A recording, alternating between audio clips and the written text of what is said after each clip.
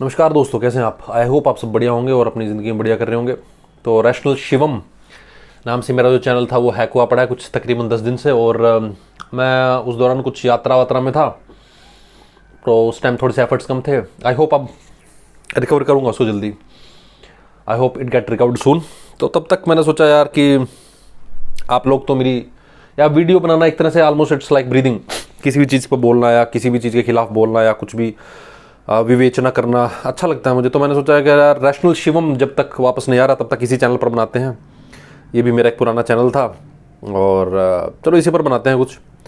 और ऐसा मैं कुछ खास सोच कर नहीं आऊँ कि किस टॉपिक पर बात करनी है, किस टॉपिक पर बात नहीं करनी है। फिलहाल एक हमारे डोगेश्वर महाराज आजकल बड़े फेमस हो रखे हैं, तो मैं भी शायद उसी के ऊपर बात करना शुरू कर दूँ कि हमारे जो कुत्ते देवता थे, हमारे जो एक दरअसल एक कुत्ता था और उस बेचारे को कोई ओसीडी की समस्या होगी, कोई सिंड्रोम होगा जो कि बुढ़ापे में जानवरों को हो जाता है।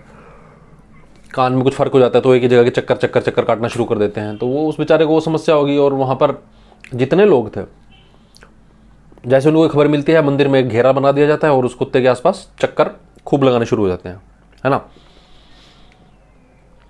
अब आप ये देखिए, ये वो देश है जिसमें प्रधानमंत्री जी जो हैं वो हमारे डमरू बजा रहे हैं, त्रिशूल उठाकर फोटो खिंचा रहे हैं, जर्मन चांसलर को जानबूझकर दिखा रहे हैं छत पर क्या है ताकि एक फ़ोटो आ जाए। उसका कोई इंटरेस्ट भी नहीं है, लेकिन जानबूझकर उस जर्मन चांसलर को मजबूर किया जा रहा है कि भाई तुम मोदी जी के साथ एक पोज बना दो ऐसा कि मोदी जी तुम्हें गाइड कर रहे हैं। उसके बाद अगर मैं बात करूं वापस लौट कर उसी कुत्ते की या उस कुत्तेश्वर महाराज की, डोगेश्वर बाबा की, उसकी बीमारी का किसी ने भी इलाज करने के बारे में नहीं सोचा। सब वहाँ पर चंदा डालकर जा रहे हैं, माथा टेक कर जा रहे हैं, उस कुत्ते के पाँव छू रहे हैं। कभी कभी सोचते हैं कि इन लोगों को अब क्रिटिसाइज भी आप करो या इस पर बोलो भी, इनकी विवेचना भी करो, तो क्या बोलो। विवेचना भी देखिए आप उस आदमी करते हो जो विवेचना के लायक हो। आप डाकू की विवेचना नहीं कर सकते, आप लादेन की विवेचना नहीं कर सकते, आप टेररिस्ट की विवेचना नहीं कर सकते। इनको मैं इंटेलेक्चुअल टेररिज्म ही बोलता हूँ, क्योंकि ये लोग एक देश की जो पूरी की पूरी बुद्धि चेतना होती है ना, उस पर एक टेररिस्ट का प्रहार जो है, टेररिज्म स्वरूप जो प्रहार है, ये वो लोग करते हैं अपने अंधविश्वास के चक्कर में। गाय को माता बोल देना, एक जानवर को पिता बोल देना, उसका क्या बोलूं यार, मतलब कोई एक ऐसा, मेरे को तुम एक ऐसा साइंटिस्ट दिखा दो दुनिया में एक ऐसा न्यूरोलॉजिकल साइंटिस्ट दिखा दो, ऐसा कोई ज़बरदस्त सर्जन दिखा दो जो आदमी का सर कटा हुआ हो और उसके ऊपर हाथी का सर फिट कर दे। एक आदमी दिखा दो इस मॉडर्न टेक्नोलॉजी 2026 में, मॉडर्न से मॉडर्न साइंस की बैकिंग करके। आदमी के सर पे कटे हुए आदमी का किसी और आदमी का सर दिखा दो तुम मुझे फिट करते हुए, और वो आदमी चूहे की सवारी कर रहा हो, चूहे की सवारी। भाई थोड़ा सोचो, क्या कर रहे हो, क्या पूछ रहे हो, थोड़ा तो सोचो, थोड़ा तो कुछ तो मतलब आदमी को कुछ तो दिमाग लगाना चाहिए भाई, वो क्या कर रहा है। हमारे यहाँ इस चीज़ की ज़बरदस्त कमी है, रैशनैलिटी की और थोड़ी सी भी साइंटिफिक टेम्परामेंट की। ये वो देश है जहाँ पर इस कुत्ते की तो पूजा हो रही है, उसके पैर भी छुए जा रहे हैं, जहाँ पर उसकी राजधानी जो है इस देश की वो 1000 AQI क्रॉस कर रही है। अगर आप आज भी चेक करेंगे ना, रोहिणी, बहुत से इलाके दिल्ली के ऐसे हैं जो 1000 से ऊपर है भाई, 1000 से ऊपर है। टाटा स्टील का एक प्लांट है नीदरलैंड्स में या डेनमार्क में, इन दोनों में से एक तो इनमें जो टाटा स्टील था वो बहुत ज़्यादा कार्बन उत्सर्जन, बहुत ज़्यादा पोल्यूशन जो था उस देश का, वो टाटा स्टील के प्लांट के नाम था। तो उस प्रोडक्शन के चक्कर में क्या होता था, बहुत भारी प्रदूषण इन लोगों को झेलना पड़ता था। इन लोगों ने प्रोटेस्ट भी किया, लेकिन टाटा स्टील प्लांट जो हम करते हैं, हिंदुस्तान की कंपनियां करती हैं, सोशल वेलफेयर और स्पोर्ट्स कंट्रीब्यूशन की जो नौटंकी करते हैं, उन्होंने चेस टूर्नामेंट करवा दिया। उनको लगा कि इसके बाबत, इस टूर्नामेंट के बाद ये बात दब के रह जाएगी। बात तो नहीं दबी भाई, बात कैसे दब जाती। वो अंधभक्त तो है नहीं कि वहाँ पर चेस बोर्ड की पूजा करनी शुरू कर दें या आपको देवता मानना शुरू कर दें, आपने चेस करा दिया महाराज। आपको हार्दिक शुभकामनाएं मकर संक्रांति की, अनेकों अनेक बधाइयाँ व शुभकामनाएं होली की। ऐसा कुछ बोर्ड तो उन्होंने लगाया नहीं टाटा स्टील प्लांट के लिए। तो उन्होंने क्या करा, उन्होंने अपने आप को वहाँ खंभों से बांध कर और वहाँ पे बहुत सारा कोयला जला दिया, फेंक दिया, कचरा कोयला जिसको बोलते हैं, और उसमें आग लगा दी और प्रदूषण के आसपास अपने आप को सिमेट लिया, अपने आप को पॉलिथीन में बंद करके। You can not play chess on a dead planet. और ये स्लोगन दिया कि तुम शतरंज नहीं खेल सकते एक मरे हुए ग्रह पर, मरी हुई धरती पर कोई खेल नहीं होगा। जब तुम ही मर जाओगे कौन खेलेगा यहाँ पर चेस? तो ये नोटंकी बंद करो खेलने खिलाने की, स्पोर्ट्स पॉलिटिक्स बंद की जाए। और टाटा स्टील प्लांट को अपना वो प्लांट वहाँ से पूरे नियमों कानून के अकॉर्डिंग उसको मैनेज करना पड़ा, मैन्युफैक्चरिंग की प्रोसेस पूरी अल्टर करनी पड़ी, और अब वो कंट्रोल्ड में है, कंट्रोल्ड मैकेनिज्म के तहत वो काम कर रहा है। सोचिए, ये उस देश के वासी हैं जहां पर AQI का जो पूरा का पूरा लेवल है वो 10 से ऊपर, 15 से ऊपर नहीं जाता, 10 और 15। और आपकी जो राजधानी है वहां का 1000 से ऊपर का AQI है। वहां पर लोग कुत्ते की पूजा करते हैं, उसके पैर छूते हैं, उसकी पूंछ छू रहे हैं, और प्रधानमंत्री डमरू और त्रिशूल लेके नाच और नौटंकी कर रहा है रथ के ऊपर।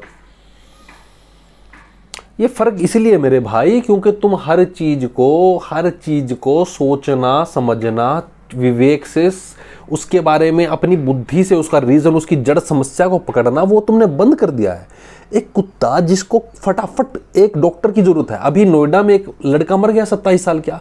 किस लिए मर गया भाई? वो रात को आ रहा था ऑफिस से और साइड में बैरिकेडिंग ना होने की वजह से एक घटिया स्टील के अंडर कंस्ट्रक्शन पोर्ट होल में गंदी बारिश का सड़ा हुआ पानी कीचड़ से लबालब उसकी कार गिर गई और वो डूब कर मर गया।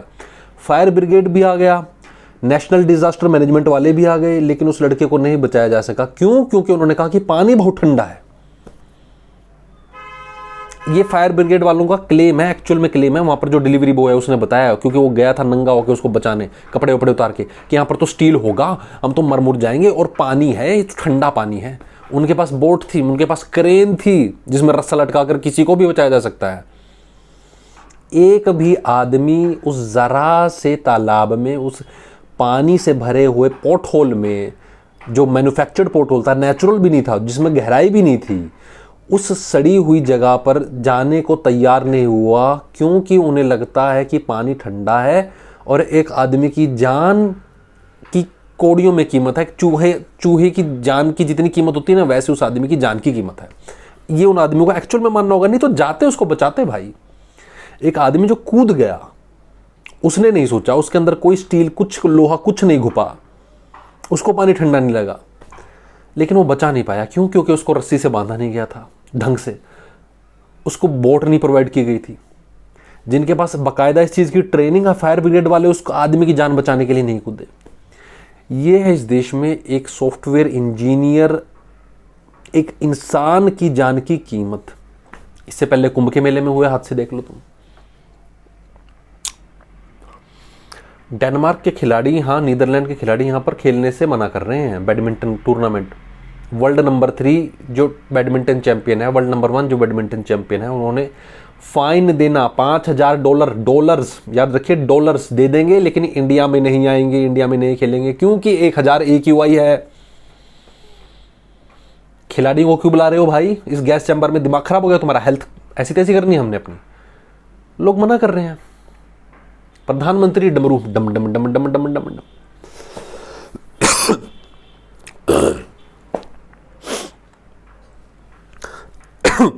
तो भाई मैं ज्यादा लंबी वीडियो नहीं बनाऊंगा,